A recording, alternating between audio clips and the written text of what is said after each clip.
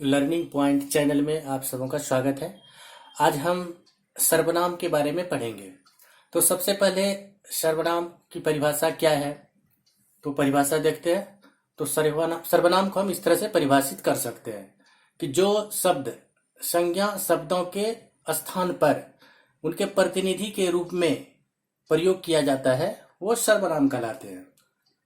मतलब कहने का मतलब है कि सर्वनाम शब्द वे शब्द हैं जो भाषा को सुंदर बनाता है और संज्ञा शब्द के बदले में या उसके प्रतिनिधि के रूप में वाक्यों में प्रयोग किया जाता है। क्योंकि अगर हम सर्वनाम शब्द का प्रयोग नहीं करते हैं तो किसी पंक्ति या गद्यांश में अगर संज्ञा शब्द बार बार आता है तो वो गद्यांश की भाषा को नीरस बना देता है और सुनने में भी खराब लगता है। जैसे मान लीजिए मैंने एक एग्जाम्पल दिया कि भारत एक विशाल देश है, भारत में कहीं पहाड़ है, कहीं नदियां हैं, कहीं समतल है, कहीं रेतीली प्रदेश है, कहीं हरियाली है, भारत के कई प्रांत हैं, विभिन्न भाषी प्रांत के होते हुए भी भारत एक है, भारत की एक विशेष भाषा है, भारत का एक संविधान है, भारत में हिंदू मुस्लिम सिख एवं ईसाई सभी को समान माना जाता है। तो अभी इस गद्यांश को सुनने से हमें कैसा लगता है कि इस गद्यांश में बार बार भारत शब्द का प्रयोग हुआ है, जो इस गद्यांश को बहुत ही नीरस बना दिया है। मतलब भारत शब्द का प्रयोग भाषा को सुंदर रूप जो था वो भी बिगाड़ दिया, बार बार रिपीट होके। तो गद्यांश में बार बार भारत शब्द का प्रयोग जो है भाषा को सुंदर रूप नहीं देता। तो अभी यदि इस गद्यांश को हम इस तरह से अगर लिख दें तो उसका देखिए कितना आकर्षक रूप हो जाएगा।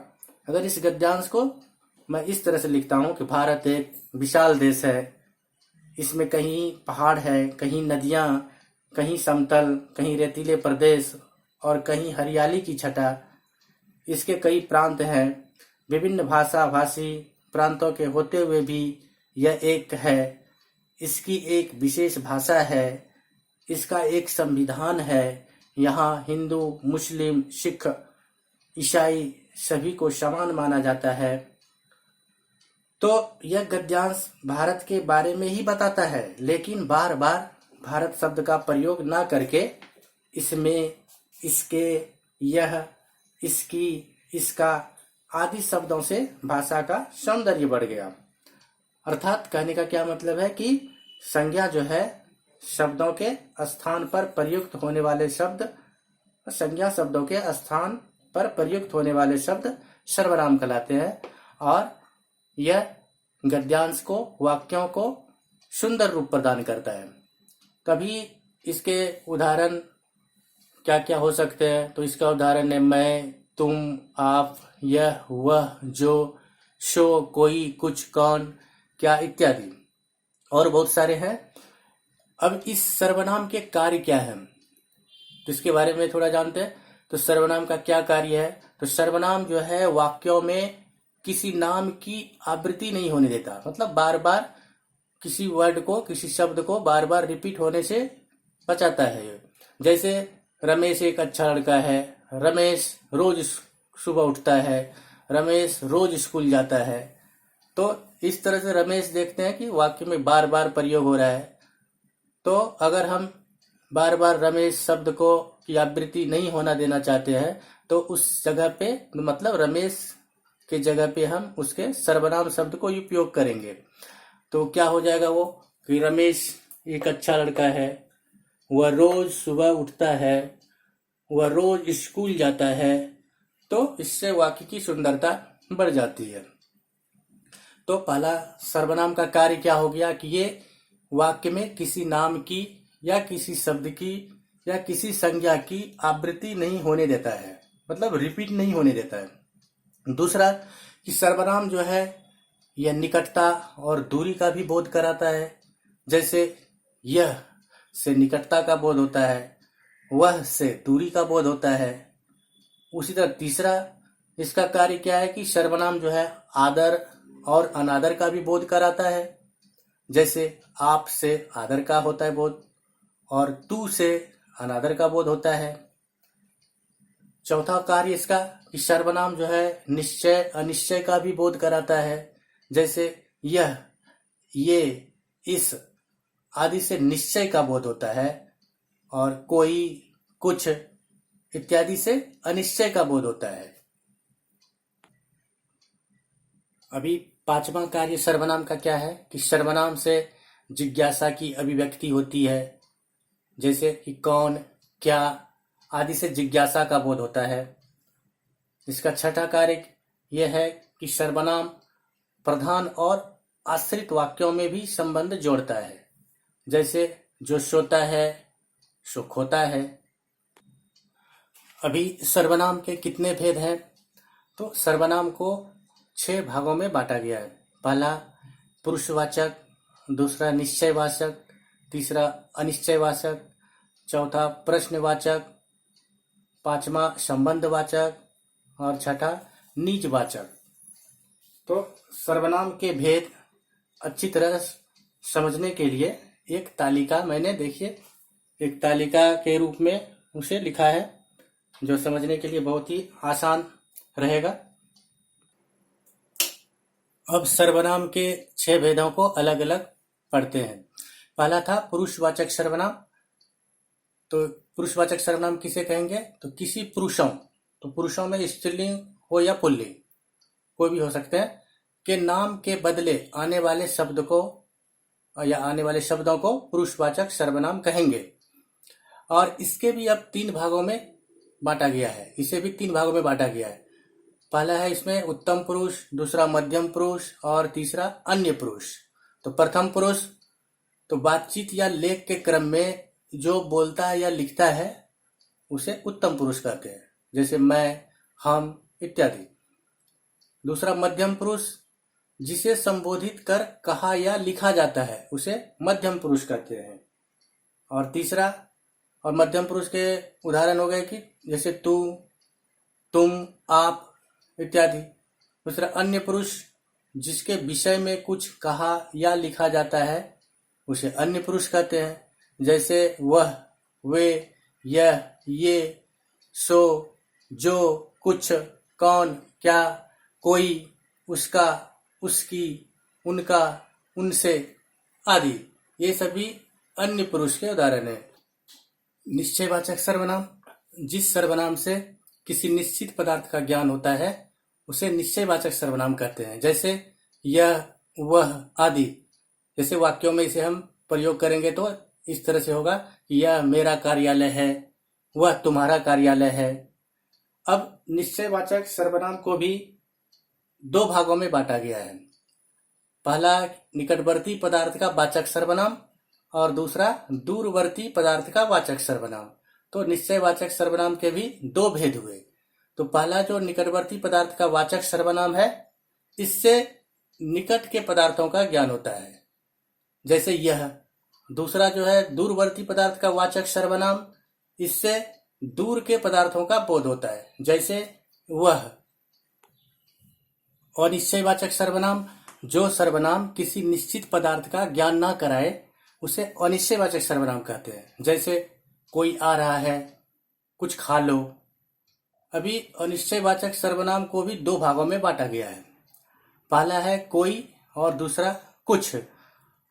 तो कोई और कुछ के प्रयोग में भी अंतर है, इसे हम अभी समझने की कोशिश करेंगे कि कोई कब यूज करना है और कुछ, ये 2 शब्दों के प्रयोग हम कहाँ करेंगे वो देखते हैं। तो अनिश्चयवाचक सर्वनामों में कोई का प्रयोग मनुष्य आदि चेतन के लिए, मतलब मनुष्य या चेतन प्राणियों के लिए, तथा कुछ का प्रयोग जड़ वस्तु या छोटे कीड़े जीवों आदि के लिए किया जाता है। इसका प्रयोग जैसे कोई का अगर हम प्रयोग करेंगे तो कैसा लगता है, कोई इधर ही आ रहा है। कुछ का तो कुछ लेते आना, मतलब दोनों ही अनिश्चयवाचक शब्द हैं, लेकिन पहला कोई जो है ये मनुष्य या चेतन के लिए किया गया है, और कुछ का प्रयोग जो है छोटी वस्तु, जड़ वस्तु या छोटे कीड़े के लिए इसका प्रयोग किया जाता है।